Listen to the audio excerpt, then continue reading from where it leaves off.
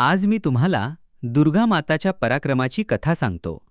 एकदा असुरराज महिषासूर याने कठोर तप करून ब्रह्मदेवाकडून वरदान मिळवले की त्याचा वध कोणत्याही देवाने होणार नाही, फक्त स्त्रीच्या हातूनच तो मरेल।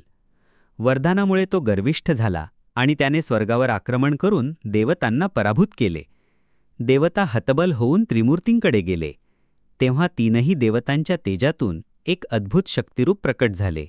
त्या तेजातून उदयास आल्या जगदंबा दुर्गा, सिंहावर आरूढ, 10 हातांत शस्त्रे धारण केलेली।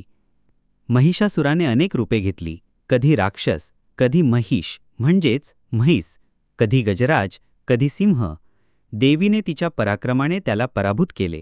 अखेरीस महिष रूप धारण केलेल्या असुराशी तीव्र युद्ध झाले।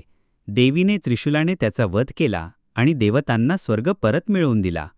महिषासूर हे असुरी प्रवृत्तीचे प्रतीक आहे, अहंकार, अन्याय, दुष्टता।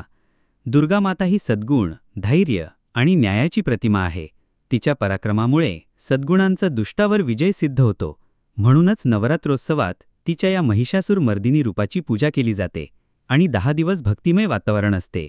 ही कथा आवडल्यास या व्हिडिओला लाईक करा, तसेच YouTube चॅनलला सबस्क्राईब करा। धन्यवाद।